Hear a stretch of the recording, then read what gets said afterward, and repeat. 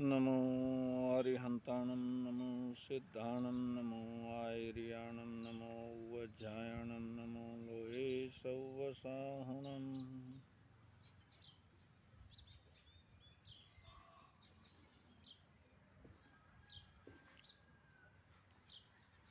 एक कहानी है।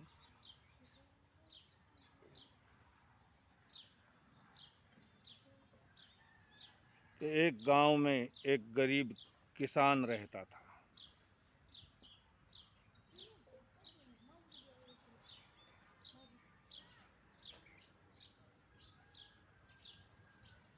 अब ये तो हमारे देश की त्रासदी है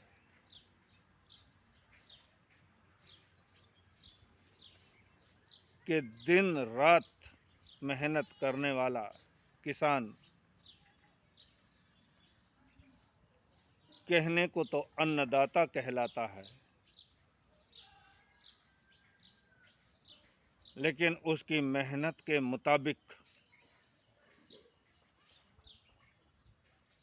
उसे कुछ मिलता नहीं।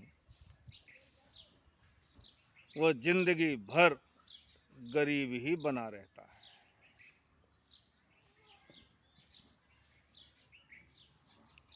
बहुत मेहनत करने के बावजूद भी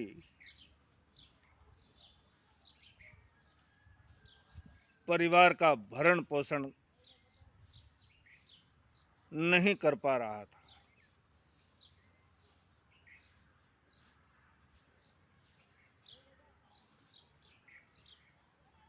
थोड़ी सी जमीन थी, उसमें भी पानी की सुविधा नहीं थी।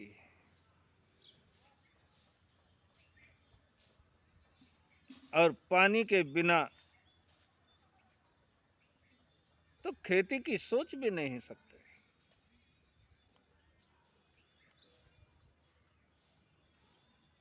इसलिए उसने विचार किया कि भाई मेरे पड़ोस में ही मेरी खेती को लग करके एक बड़े साहूकार की जमीन है। उस जमीन में कुआं भी है, उस कुएं में भरपूर पानी भी है।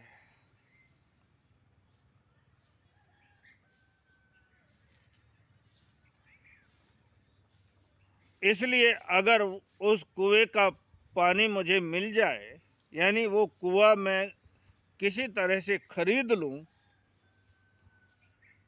तो अपनी खेती में, अपनी जमीन में थोड़ा कुछ अनाज उगा सकूं।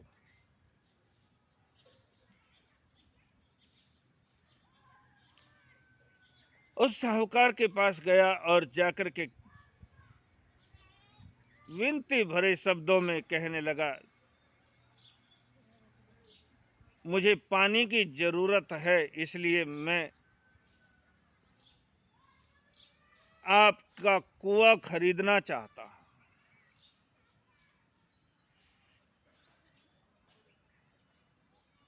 भले ही फिर कभी आपको जरूरत है तो आप भी पानी ले लो,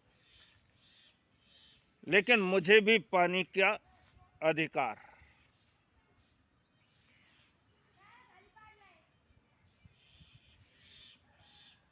और साहूकार वो तो अपने धन के नशे में उस गरीब किसान को देखा।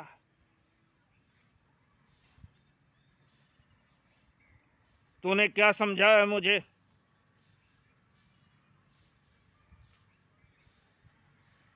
मेरे पास क्या कमी है? मुझे क्या जरूरत है कुआं बेचने की? आपको जरूरत नहीं है, लेकिन मुझे पानी की जरूरत है, इसलिए मैं आपसे विनती करता हूं कि आप मुझे वो कुआं दे दे। आप जो चाहेंगे, आपको जो लगे, वो मैं देने के लिए तैयार हूं।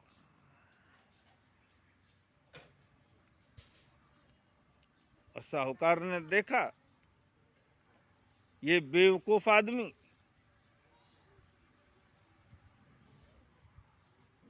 क्योंकि गरीब को बेवकूफ ही समझा जाता है। परिस्थितियों से दबे कुचले व्यक्ति को मूर्ख ही समझा जाता है। जैसे अक्ल तो सिर्फ पैसे वालों के पास ही होती है, लेकिन जरूरी नहीं है। और अक्सर तो देखा जाता है, इतिहास को देखे, जितने भी महापुरुष हुए, जितने भी दार्शनिक हुए, वैज्ञानिक हुए, बड़े बड़े डॉक्टर, इंजीनियर हुए, अधिकांश गरीब तबके से ही निकल करके आए। इसलिए पैसे का और अक्ल का कोई संबंध नहीं है। पैसा एक अलग चीज और अक्ल बिल्कुल दूसरी चीज। और पैसा होते हुए तुम्हारे पास अक्ल ना हो तो वो पैसा 2 कौड़ी का भी नहीं।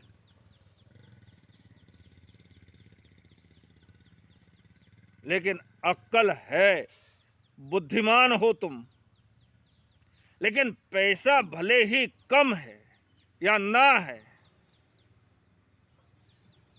तो भी तुम दुनिया के अमीर आदमी हो। और साहूकार ने सोचा ये बेवकूफ आदमी, चलो लूट लो।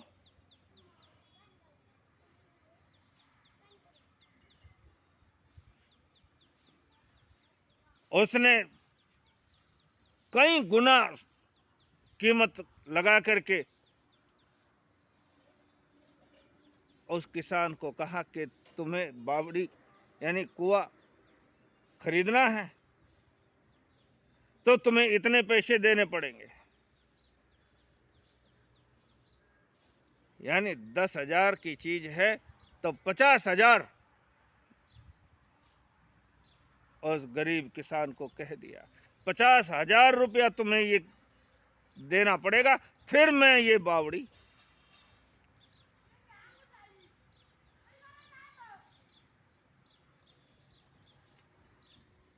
उसने कहा मालिक कीमत कुछ ज्यादा है। बेवकूफ कहीं का, मैं तुझे बेचने के लिए थोड़ा ही कह रहा, मैं तेरे पास आया था कुआं बेचने के लिए।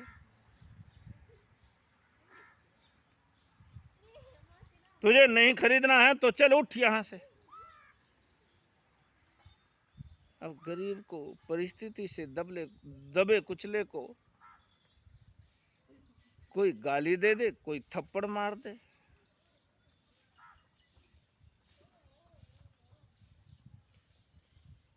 तो क्या क्या फर्क पड़ता है। अगर अमीर आदमी को कोई तू कह करके बोल दे तो बड़ा अपमान हो जाता है। बेचारा क्या करता कि ठीक है, मैं ये कुआं खरीदने के लिए तैयार हूं, किसी तरह से जोड़ जाड़ करके, कुछ कर्जे पर भी लेकर के, एक एक पाई जोड़ जोड़ करके, भाई किसी तरह से मुझे ये कुआं मिल जाएगा और पानी से मैं अपनी खेती करूंगा, उसमें धन धान्य अच्छी तरह से उगा सकूंगा, मेहनत करूंगा और ये पैसा वापस चुका दूंगा जिसका उधार लिया है। लेकिन खेती के लिए पानी तो जरूरी है। अभी तो बरसात होती है तो थोड़ी कुछ फसल उग जाती, नहीं तो फाके खाना पड़ता है कि ठीक है मैं ये कुआं खरीदने के लिए तैयार हूँ। कैसे कैसे करके वो पैसा उसको ला करके दिया और बड़ा खुश हुआ, बड़ा प्रसन्न हुआ, अब मेरे खेत में भी पानी आएगा।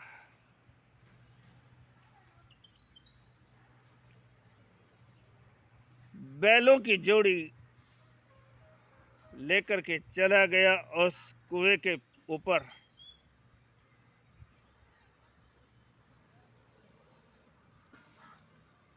हाँ, पहले वो कागज पत्र उसने एक स्टैम्प पेपर पर कुछ लिखा और उस किसान को कहा कि लगाओ इस पर सिग्नेचर करो, अपने हस्ताक्षर करो। अब उस बेचारे गरीब किसान को, अनपढ़ आदमी क्या करेगा, उसे क्या पता क्या लिखा है उसमें। उसने कहा मालिक मुझे तो पढ़ना लिखना कुछ आता नहीं।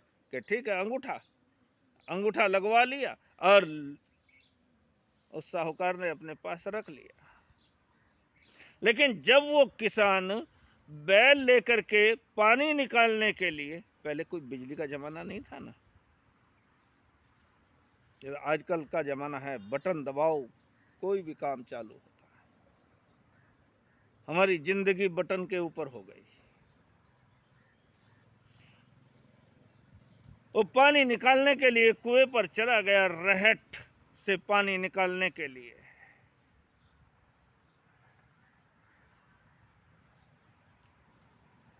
तभी वो साहूकार अपने घोड़े पर सवार होकर के खेत में पहुंच गया। बड़ा आग बबूला है, बड़ा गुस्से के अंदर है। तुझे इस बावड़ी का पानी लेने के लिए किसने कहा?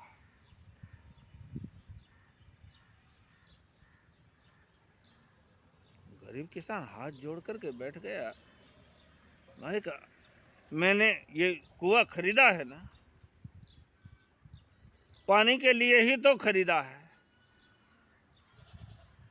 बेवकूफ कहीं का, तूने कुआं खरीदा है, लेकिन तूने उस कागज के ऊपर पढ़ा क्या लिखा है? कि मालिक मुझे पढ़ना आता तो मैं ऐसी गरीबी में, ऐसी दरिंदगी में रहता।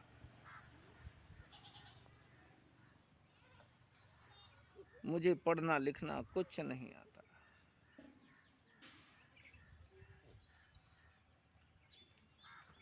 कि देख ये कागज, और कागज के ऊपर साफ अक्षरों में लिखा है, मैं तुम्हें ये कुआं बेच रहा हूं, लेकिन पानी नहीं। कुआं बेच रहा हूं लेकिन पानी नहीं। किसान कहने लगा मालिक मैंने पानी के लिए ही तो कुआं खरीदा है, बाकी इस कुएं का मैं करूंगा क्या? और कि जो हमारा शर्त मंजूर हुई है, तुम्हारा इस पर अंगूठा है, तुमने इस बात को स्वीकार किया है, इसलिए अब इसमें कोई परिवर्तन नहीं। इस कुएं की एक बूंद पानी तुम निकाल नहीं सकते।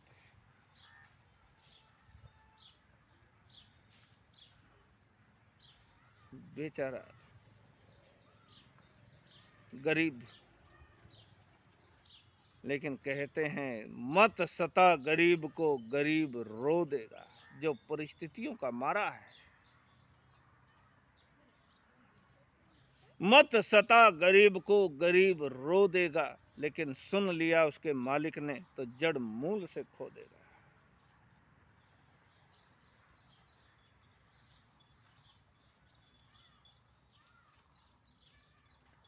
बेचारा रोने लगा।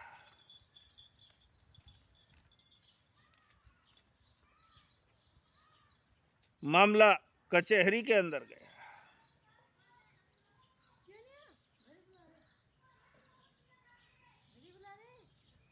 साहूकार कहने लगा इसने स्टैम्प पेपर पर लिख कर के दिया है कि मैं कुआं खरीद रहा,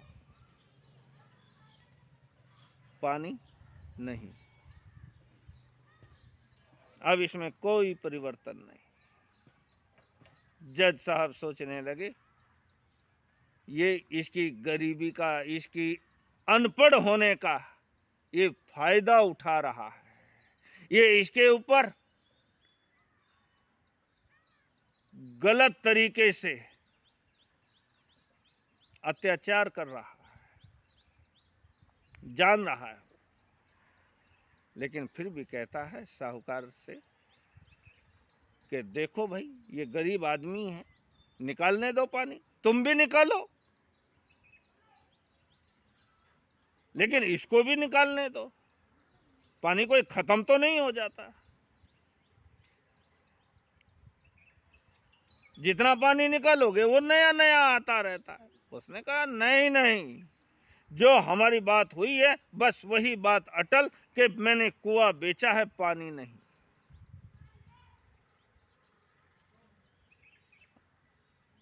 अब जज साहब कहने लगे किसान से कि भाई अब हम भी क्या करें, तूने ही अंगूठा दिया है, तूने ही इस बात को स्वीकार किया है, अब हम भी क्या निर्णय दे, बेचारा गरीब रो देगा। और क्या करेगा, रोने लगा। जज साहब ने देखा कि अब फैसले की घड़ी आ गई। ठीक है, बहुत कोशिश की साहूकार को समझाने की, लेकिन टस से मस होने के लिए तैयार नहीं है। जज साहब कहने लगे भाई ठीक है, ये कुआं इस गरीब किसान का है, ये पानी इस साहूकार का है, पानी निकालने का अधिकार इस किसान को नहीं है। फूट फूट करके रोने लगा किसान, इतना सुनते के साथ ही। लेकिन जज साहब ने जो आगे कहा, उस साहूकार के पैर के नीचे की जमीन खिसक गई कि हमारा ये कोर्ट ये निर्णय सुनाता है कि कुआं गरीब किसान का है, पानी साहूकार का है, लेकिन किसान के कुएं में पानी रखने का अधिकार साहूकार का नहीं है। और जब तक साहूकार का पानी इसके अंदर रहेगा तब तक किराए के रूप में 500 रुपया प्रतिदिन इसको देना पड़ेगा। ये 500 रुपया हर दिन इस गरीब किसान को देगा किराए के रूप में। अगर किराया नहीं देना है तो ले जाए अपना पानी निकाल कर। पानी कैसे निकालेगा, जितना निकालेगा वो तो उतना ही वापस आ जाएगा। जब तक इसके कुएं में इसका पानी रहेगा तब तक 500 रुपया नहीं। नहीं, साहूकार कहने लगा ऐसा कैसे हो सकता है कि बस ये निर्णय है।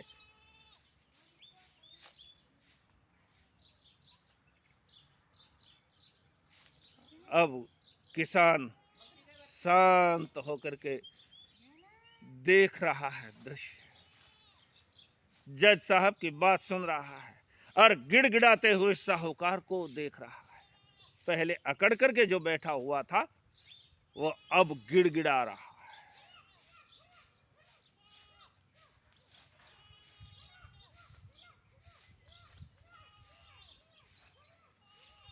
मैं ये कुआं पानी और भी कुछ चाहिए तो मैं देने के लिए तैयार हूं, लेकिन मुझे माफ करो, मेरे से गलती हो गई। जब सिर के ऊपर जूता बजता है तो उस समय अक्ल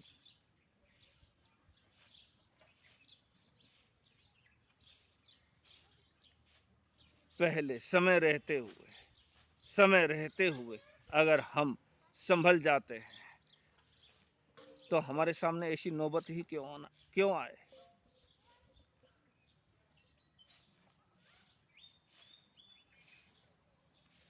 हम न्याय नीति से, दया करुणा परोपकार से क्या फर्क पड़ता है। पानी ये निकालेगा, इसकी भी खेती में हो जाएगा। इसने महंगे से महंगे दामों में ये कुआं खरीदा है, अब पानी तो इसे लेना ही है। ये बात सोच लेता, ये मेरा पड़ोसी है। जहां हमारी धर्म परंपराएं कहती है जब तुम खाने के लिए बैठो तो उस समय पहले ये पता कर लो कि तुम्हारे पड़ोस में कोई भूखा तो नहीं बैठा है। अगर पड़ोस में कोई भूखा बैठा है तो तुम्हें खाने का अधिकार नहीं है। लेकिन किसी की रोटी छीन करके खाने वाला, वो कहते हैं खून पीने का काम करता है, वो नर पिशाच होता है। इंसान के रूप में पिशाच की उपमा दी है। सभी के प्रति हमारे मन में दया हो, करुणा हो, परोपकार की भावना हो। यही कुछ गुण ऐसे होते हैं जिससे हम इंसान कहलाने के लायक होते हैं। कहते हैं धर्म ग्रंथ सबसे श्रेष्ठ इंसान का दर्जा है। तो लोगों ने समझ लिया कि हम तो बन गए महान, हम तो हो गए ईश्वर के करीब। लेकिन नहीं, इंसान यानी शरीर से इंसान नहीं, इंसानियत के साथ इंसान बनना जरूरी है। शैतान से भी कम नहीं है आदमी, हैवान से भी कम नहीं है आदमी। आदमी में अगर आदमियत आ जाए तो भगवान से भी कम नहीं है आदमी। जो दया, करुणा, परोपकार की भावनाओं से भरा हो, उसे किसी भगवान की आराधना करने की भी जरूरत नहीं, कोई माला फेरने की भी जरूरत नहीं। आराधना करनी चाहिए, मालाएं वगैरह ये सब ठीक है, अच्छी बात है, करनी चाहिए। लेकिन नहीं भी करता है तो भी वो धर्मात्मा है। ये धर्मात्मा होने का लक्षण है। धर्मात्मा और पापात्मा। पापात्मा सकल सूरत से इंसान होते हुए भी इंसान नहीं है। हम इंसान बने, इंसानियत के साथ इंसान बने। ओम शांति।